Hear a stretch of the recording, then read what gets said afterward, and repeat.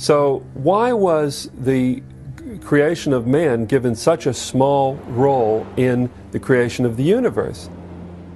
It could be that Greeks just assume that human beings were always around, that human beings are in fact so important that there was never a stage when they didn't exist.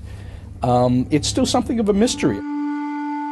I like to think that Greek myth reflects a certain understanding by the Greeks of humans' place in the world, that humans are not the center of things, that there's a whole wealth of the created world into which humans have to fit. This is a great contrast with a number of other cultures and belief systems.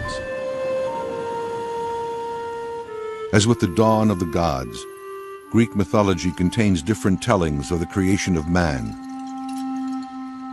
In none of them are mankind's beginnings auspicious. We lived like ants in the ground, and we couldn't read, and we didn't know the seasons, and we didn't know the weather, and we couldn't think, and we couldn't hear. We were just despicable worms, and worth despising. In Homer's version of the creation of humans, the god Prometheus forms the first man out of mud and breathes life into him. In Hesiod's telling, Zeus creates succeeding races of men: gold, silver, bronze, and iron. It seems that each race symbolizes differing aspects of the human condition. The first race of men is made of gold. Their lives are easy, their crops abundant. They literally feast with the gods. In the beginning, there was a golden age, and people lived on the earth, and all the crops grew of their own accord, and everybody was good, and everybody was just. And those people, after a while, just disappeared.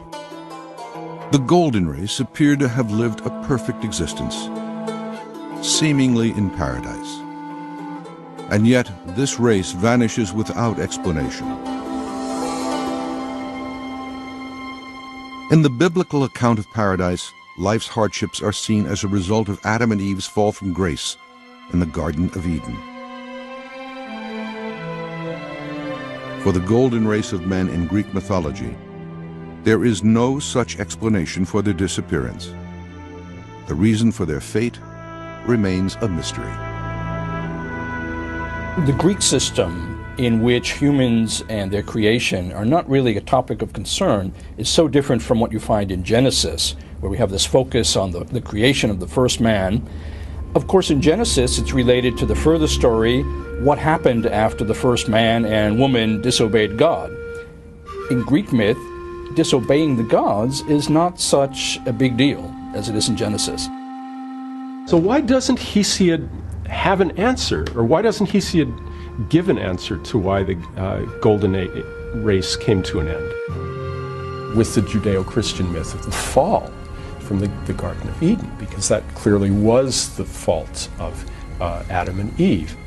And what that means is there is no really good explanation for why the world is so difficult now, why humans can't have an easy time.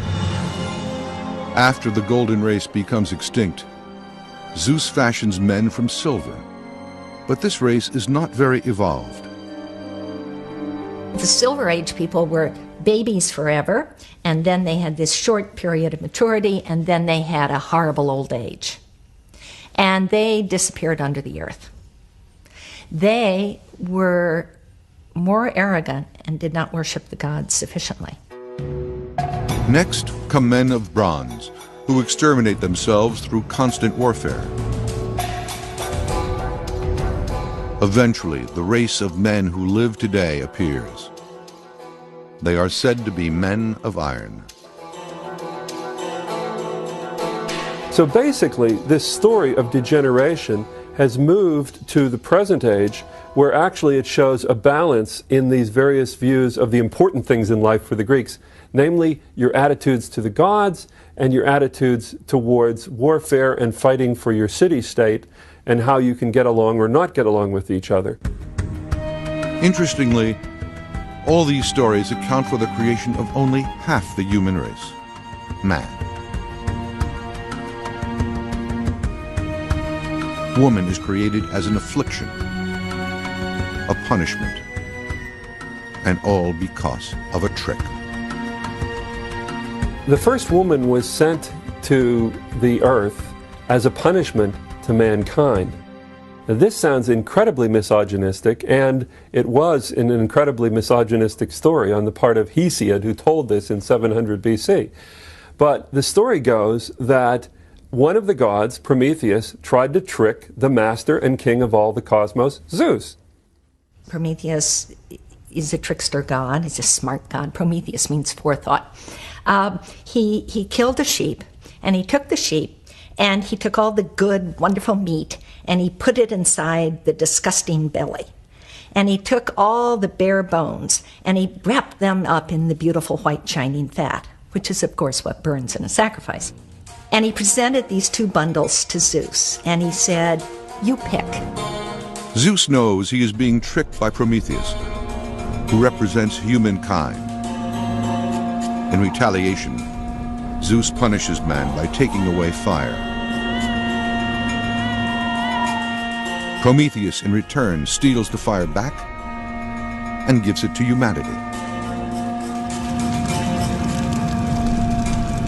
And by stealing and giving men this gift of fire, he was therefore punished indirectly by having a woman created who was given to human beings.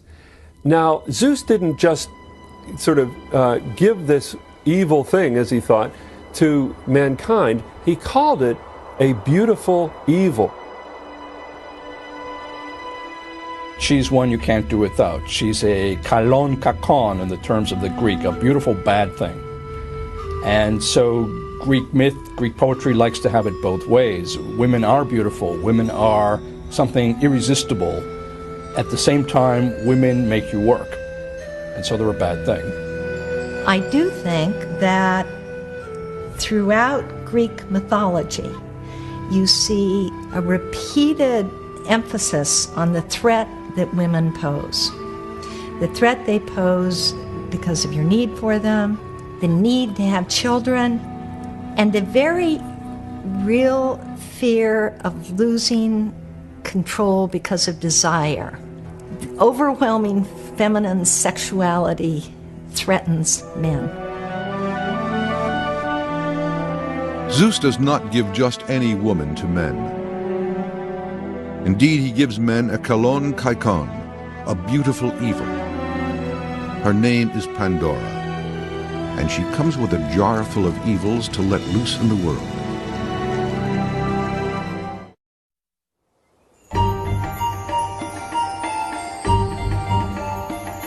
The first woman in Greek mythology is Pandora, and her story echoes that of Eve and the forbidden fruit in the Garden of Eden. Given a jar and told not to open it, Pandora does so anyway.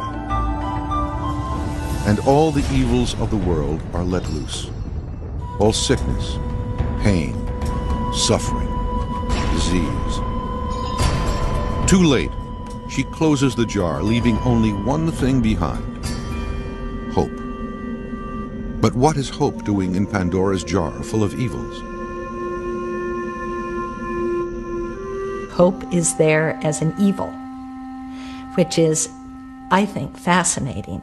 Hope is an evil because hope allows you to act with the sense that you can control the future.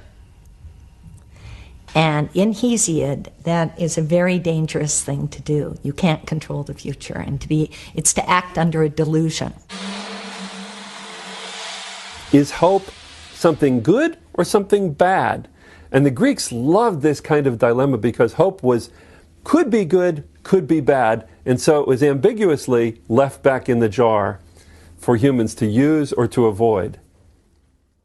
Pandora is perhaps the most prominent, but certainly not the only example of women being a source of evil in Greek mythology. Some scholars find a deeper meaning for this disparagement of women and point to Aphrodite, the goddess of love. If you look at the myths of Aphrodite, who is the most beautiful and the most sexually desirable thing ever, men are afraid of her. She sees a man, a human being, Anchises, on a hill outside of Troy, and she wants to sleep with him. And she goes to him, and he says, "You are too beautiful to be a human. You must be a goddess, and I don't want to sleep with you." And she says, "Oh no, I'm just a maiden from the neighborhood."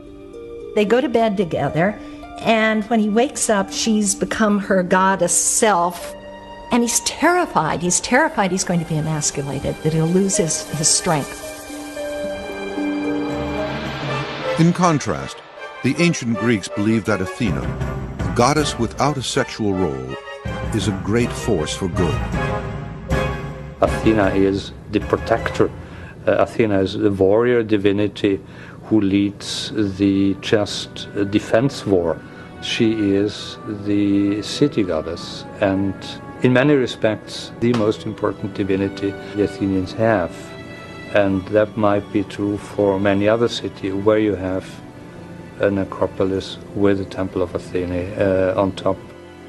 And thus the world of Greek gods and goddesses is not merely a collection of colorful stories, but a window on an ancient civilization, its thoughts and its values.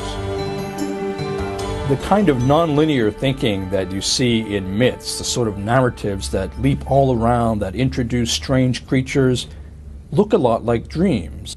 And so the question, I think, is whether Greek myths are somehow the collective unconsciousness of Greek civilization at an early period. Whether conscious or unconscious, the gods are very much present in the everyday lives of ancient Greeks. In each of the mountains, in each of the plants, in each of the emotions they felt that there was a God in control behind this.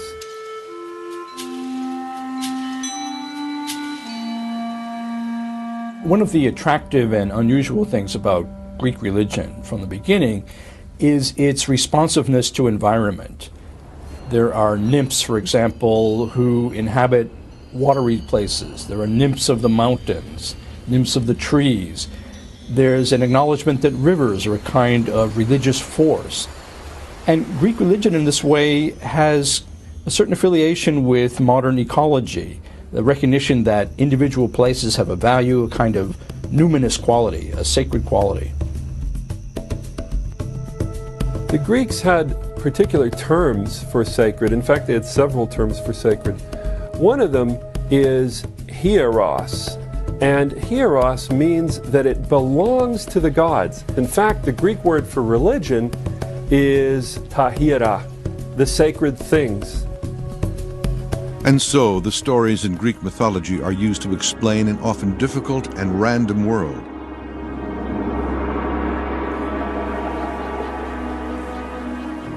Winter is born when Persephone, daughter of the goddess Demeter, is kidnapped by the god Hades and taken to the underworld to be his bride.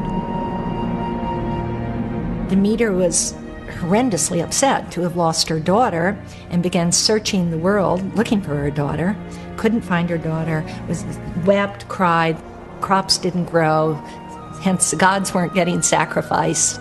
So finally, some gods went to Zeus and said, you've got to get Persephone back so her mother makes the crops grow so we get our sacrifices and all the people don't die. Eventually, Persephone is allowed to return to her mother on one condition. Each year, Persephone must spend 3 months with Hades. It is during this time that her mother, Demeter, goddess of agriculture, is inconsolable. And thus, each year, the fields lie barren in the cold of winter. And thus, life's larger hardships were explained. Personal difficulties, however, were often explained by some offense to the gods. Those who offended the gods were punished, not by some earthly authority, but by the gods themselves.